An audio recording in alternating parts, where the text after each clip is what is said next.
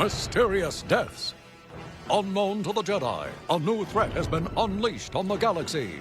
Savage Opress, a pawn in the dangerous game between Count Dooku and his former assassin Ventress. The victims of his brutal massacre on the planet of Deveron are being returned to the Jedi Temple for evaluation. It's up to the Jedi Council to find this mysterious killer and eradicate him.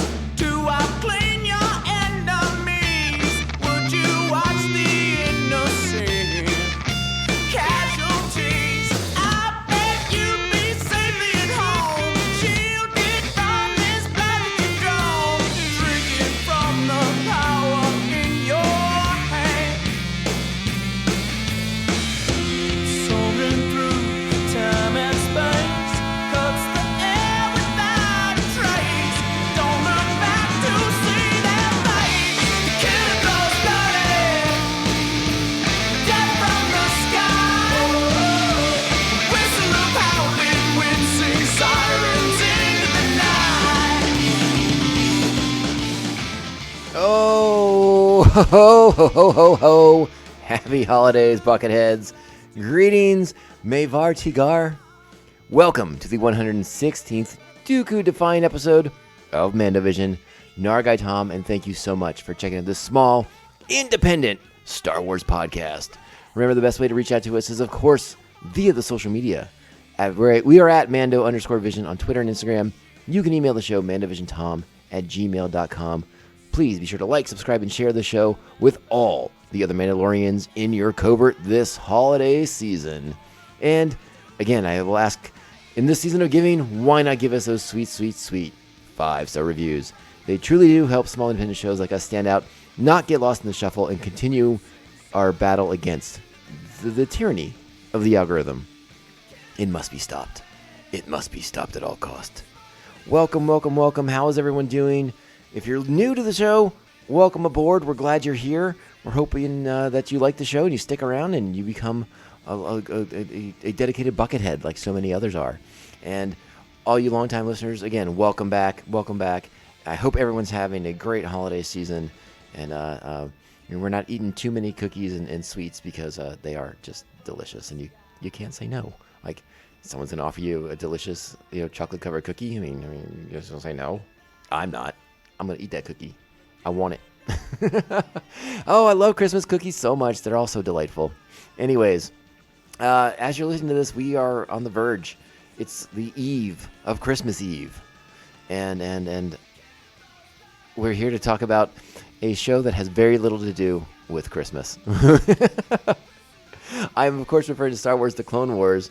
And we're closing out our Dathomir trilogy of episodes, and it's been a real treat. I've had an absolute blast talking about these 3 episodes because, again, I do sort of consider it a turning point in the series, and they're just so good. These 3 episodes are so good. I got nothing to say. I mean, I don't have any sort of critical commentary to run up against these. I don't have a lot of I don't know, juicy tidbits of stuff, or just like, again, I'm not going to go against the awesomeness of the show. I'm not going to argue against it because it's great. These 3 episodes are fantastic. Before we do talk about the current episode that we're going to do, there was an oversight on the last episode, and I'm so sorry. I need to apologize because I somehow skipped the Jedi fortune cookie for last week's episode, which is evil is not born, it is taught. And obviously, that applies to Savage Opress as we meet him in that episode last week. And again, he's in this competition solely to keep his brother safe. He has no evil intentions in him. It is not until he is recruited by Ventress and then corrupted by the power of the Dathomir witches, the Night Sisters, and then going to Dooku, who's going to just inject more evil into him. So it's Opress is a very interesting character to me in the way that he has changed so drastically from that first appearance. And then he has a lot to do, a lot to grow later on in the show as we kind of move forward. But I did want to address that oversight before we got into today's episode, because I don't like it when I skip the Jedi fortune cookie. I don't recall ever doing it before, so I'm very upset with myself. I had a long conversation with myself about being forgetful. So let's move on. Let's move on with our lives. I apologize. But we are here for Season 3, Episode 14. The original air date was January 21st, 2011. Witches of the Mist. Our plot for this week. As Count Dooku trains Savage Opress in the ways of the dark side, Obi-Wan and Anakin travel to Dathomir to learn more about this Zabrak Jedi killer. Because that's right, he does kill that Jedi and his Padawan in the last episode in a very savage kind of way, if you know what I'm saying. I'm sure you do. This week's episode is directed by Giancarlo Volpe and written by Katie Lucas, who is just on fire with this one. Our cast for the episode: Corey Burton is Count Dooku, the great Clancy Brown is Savage Opress, Nika Futterman is Ventress, Barbara Goodson is Mother Talzin, James Arnold Taylor is Obi-Wan Kenobi and Plo Koon, Matt Lanter is Anakin Skywalker, Steven Stanton as Brother Viscus and the Toydarian Guard number 2, D. Bradley Baker as Clone Troopers and Toydarian Guard number 1, Angelique Perrin as Adigalia and Talia, Terrence T.C. Carson as Mace Windu, Brian George as King Katunku, Tom Kane is our narrator, and of course Matthew Wood returns as the Battle Droids. So we got a much fuller cast. We get back into sort of the classic Jedi versus Sith and versus Dooku struggle that so much defines so much of the Clone Wars. But it's all escalated. It's all ramped up. Anakin and Obi-Wan now in pursuit of a Jedi killer. Things are very intense in this episode, and it leads to some really, really good stuff. And we're going to talk about it, but you know what we have to do first? We got the most important thing you can do for this podcast. When you listen to this podcast, you got to do it. You got to do it. It's that time. Strap on your buckets. Let's go. Master Yoda, you called for me. Master Kenobi, show you something. We must. We have recovered surveillance footage of the massacre on Dathomir. Darth Maul alive? It can't be. I killed him myself. Correct you are, Obi-Wan. A creature of the same species he is. From Dathomir. Dathomir? The planet of the witches. I was under the impression that Darth Maul's homeworld was Iridonia. Dathomir is the planet where Maul was raised. Iridonia is where the rest of the males of the species dwell. Travel to Dathomir. You must. Find the source of this threat. You will. The episode begins with the return of the bodies of the fallen Jedi, the ones that Savage Opress killed last episode on Deveron. And the Jedi Council needs to conduct their investigation. They need to determine what happened. How did these Jedi how did they die? How did they get killed? The whole process. Like, what happened? What went wrong there? And this leads to one of my favorite cameos in the run of the show, and that is the I guess, how do I put it? This leads to the introduction of Delta Squad into Star Wars: The Clone Wars, the animated series. This fills me with delight and glee because I love the Star Wars Republic Commando video game. It's one of my favorites. The end of that game I thought was heartbreaking. And then the novel, the Republic Commando novel that Karen Traviss wrote, is what kicked off like an incredible run of clone-based books for the Star Wars line at the time of the old expanded universe.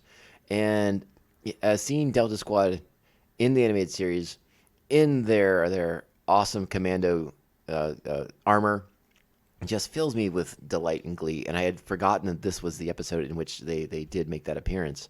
And so, yes, I was very, very happy at the beginning of this episode. And as we heard from the clip there, Obi-Wan, surprised by the security footage that they reveal, a male Zabrak, Obi-Wan unaware that he's a Dathomiri. And again, we talked about it last episode, sort of the Obi-Wan even insinuates like, oh, I thought, Darth Maul was from Iridonia, like the rest of the Zabraks. No, not so fast, my friend. We already talked about that. Come on, Obi-Wan, catch up. Listen to the show. So this leads Obi-Wan. He's going to go to Dathomir with Anakin Skywalker in tow to visit the witches of Dathomir. Again, leading to the title of the episode, the season of the witch, witches of the mist. Sorry. You know what? I almost did it again, and I just caught myself now. Our Jedi fortune cookie this week is: the path to evil may bring great power, but not loyalty. And again, this is a Jedi fortune cookie that I think mostly pertains to Savage Opress and what he's going through, because after this sequence with the Jedi, we cut to Darth. I guess technically Darth Tyrannus, aka Count Dooku, training Savage Opress in the ways of the Force. We see some lightsaber training, and Opress is very clumsy. He's a brute. He tries to use his brute strength while wielding the lightsaber, and Dooku is able to easily counter, parry, dodge, all of it, because Opress is relying on his brute strength. And then we see later on Dooku attempting to harness Opress's abilities with the Force to lift heavy rocks. We all know the jokes by now about lifting rocks, and that's all the Jedi do, right? But again, it's interesting. What I thought was interesting about this, what I kind of gleaned from this that I thought was really fascinating, was Dooku's methodology to training. And we get glimpses of Dooku as a Jedi Master.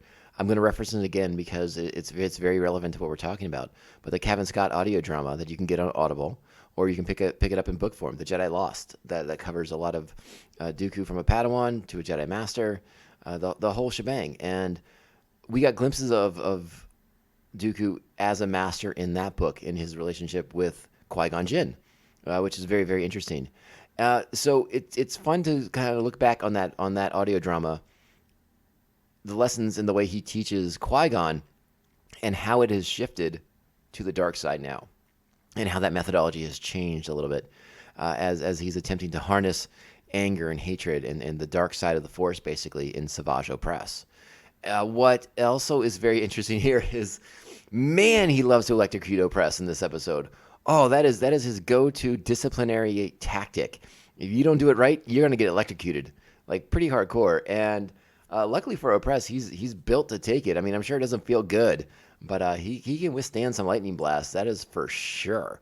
But this is I guess Dooku's more of a stick guy than a carrot guy, if you know what I mean. So again, interesting teaching methodology employed by Count Dooku in this episode. But we sort of see like that raw burgeoning power that Opress has within him. His Force abilities, particularly with his Force abilities, as he begins to kind of get a better understanding, a better control over that. Again, he's very raw with his abilities. And he does gain some technique with the lightsaber by the end of the episode, because he does seem to hold his own against Dooku, Ventress, and then Obi-Wan and Anakin. But yeah, I mean, at the very beginning there, I mean, you see raw, just his attempt to use brute strength to compensate for the lack of skill and lack of technique. So I like the sort of development, his ability to learn and to process these things. And it definitely seems as though Opress wants to gain these abilities. Again, he's brainwashed. He's like the Manchurian Candidate.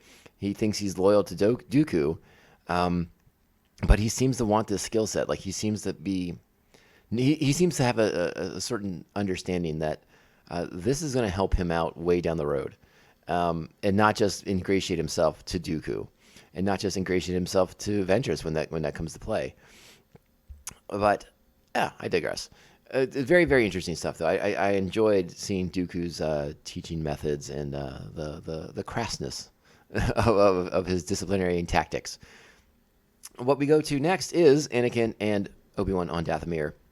Of course, first they visit the village of the male Zabrix, and it is a confrontation, but it resolves fairly quickly when the sort of leader of the clan reveals that a night sister had come and chosen Opress Savage to go be a mate somewhere, and then that they would be the people to know. Go talk to Mother Talzin, and we do. So we get a very interesting conversation between Talzin and Obi-Wan, and again, interesting in the sense that Mother Talzin gives up Opress's location fairly easily because Dooku has dispatched Maul.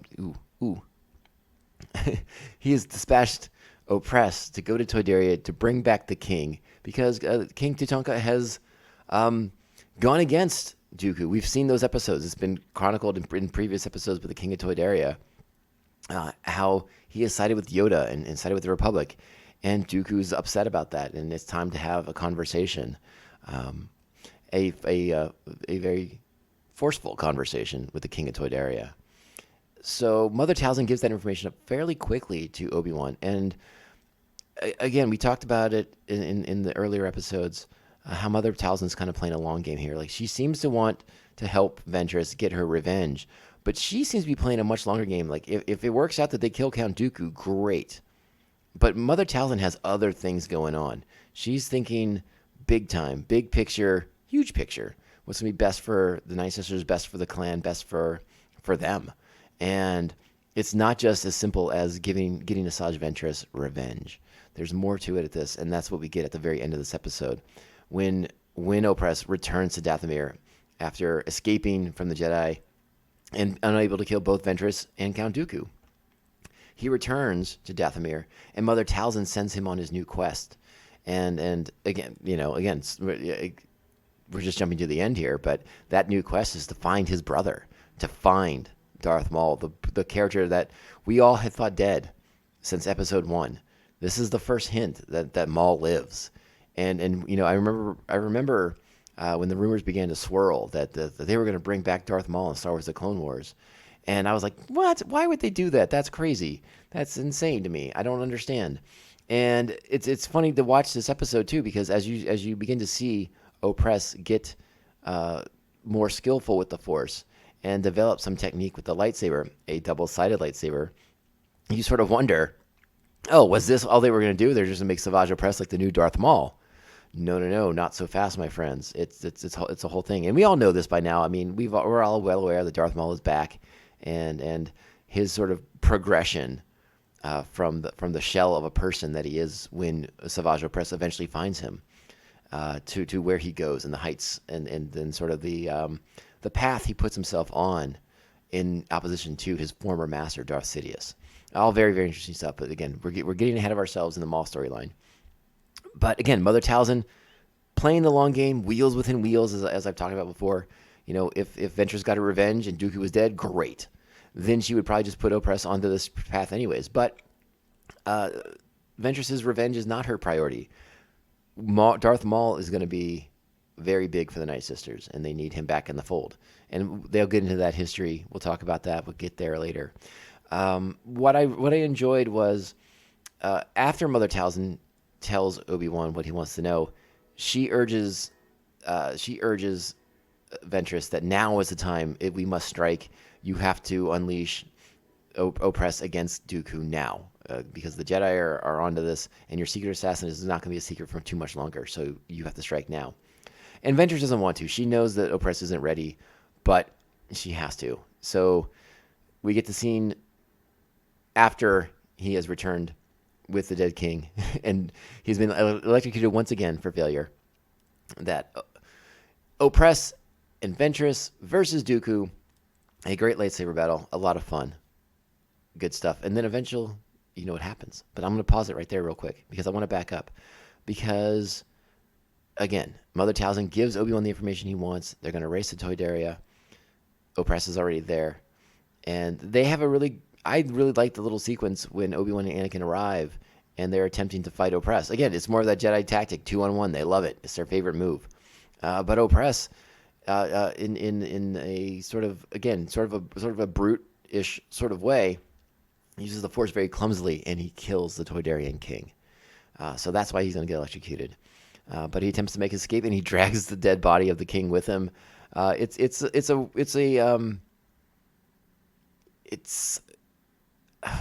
sort of underscores Opress's tragic arc in a sense, because he thinks he's doing what his master wants, and so you sort of wonder, like, how much of that brain control is impeding his better judgment, or does he just not know how to control himself in the Force? And so he makes that mistake, and thinks, well, I'll take him the body, it'll be just as good, not really realizing what he has done. And it's again, it's Opress is a very interesting character, and I would imagine, my personal theory is that he just doesn't know how powerful he is. And so when he attempts to stop the Toydarian, he doesn't mean to break his neck. He just does. But I'm curious if you all agree with me on that, or if you have your own thoughts on how that sequence plays out, and what Savage Opress was trying to do. Was he just trying to prevent him from escaping, or was he actually trying to kill him so he couldn't escape? I guess either scenario is a possibility, is very likely. It's just sometimes you want to get in these characters' headspaces a little bit more than you do. And because of the length of the show, you can't. So that's unfortunate. But again, it's very, very interesting. Very, very interesting. And again, it leads to more electrocution. Eventually, Savage is delighted to join up with Ventress and try to take down Dooku. Dooku's been doing horrible things to him. A lot of electroshock stuff, and Opress has not forgotten any of it, and he's gonna try to take it out on Dooku's butt. And eventually he realizes that Ventress not much better of a person. And there's a great line from Dooku in here that I'm gonna play for y'all right now. Check it out. A failed apprentice makes for a foolish master. So it's just about at that point that Opress turns on Ventress, and it becomes, each one against each one. Dooku versus Ventress versus Opress, and vice versa all around, as they decide to hate each other. And then Obi-Wan and Anakin make their arrival. Dooku and Ventress do what they do best. They make their escape. But Ventress in hot pursuit of Dooku as she's still attempting to get revenge on her former master.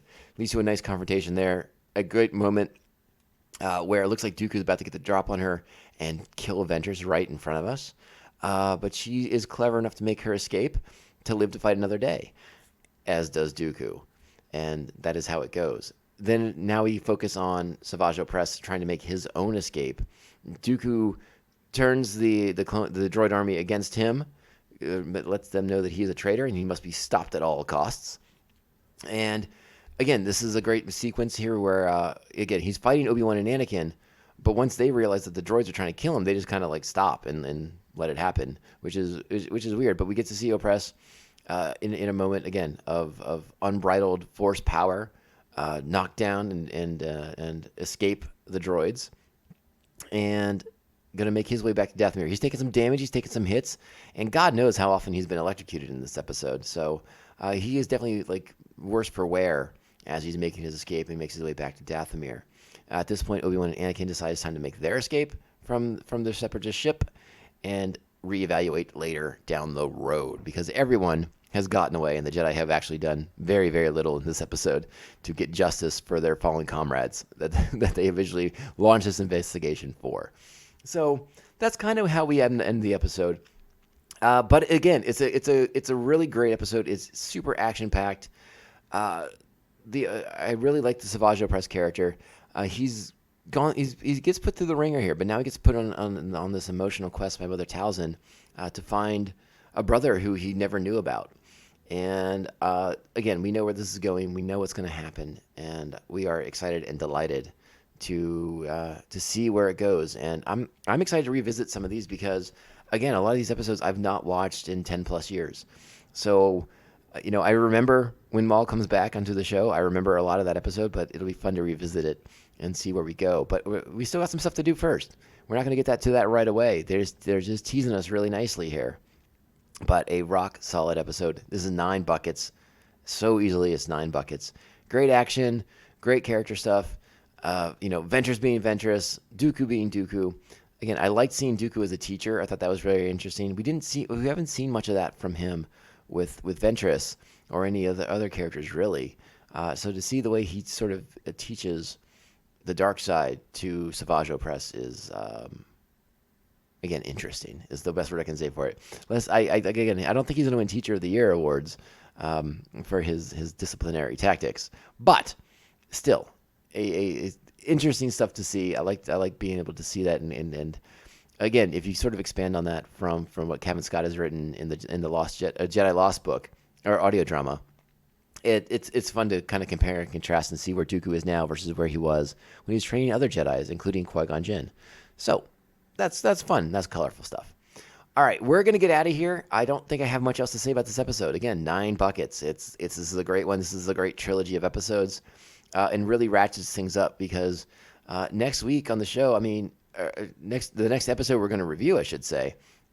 We're just into like the thickness of awesomeness. The thickness of awesomeness. That is a terrible sentence, but we are in the midst of some really, really great episodes. We're gonna do the Mortise Trilogy next. And I can't wait because that is a crazy one. That is a crazy set of episodes. And then we launch all the Citadel stuff after that. The rest of the season is just bananas awesome. Next week we're going to be talking heavily about Jedi and Force mysticism. I can't wait. It's going to be a blast. And I thank you all so much for being here for the ride because without you all, I'm just talking to a microphone for my own weird, twisted sense of pleasure. So thanks for being here. Thanks for your support. If you are a celebrator of it, Merry Christmas to you. And I hope you have a great holiday. I hope you have a great day off. Get lots of presents and eat some Christmas cookies because they're gosh darn delightful. Otherwise, remember you can follow us on social media. We are at Mando_Vision on Twitter and Instagram. You can email the show mandovisiontom@gmail.com. And I guess that's all I really got for you. So thank you. I appreciate you all so much for listening, for being here, for all the support.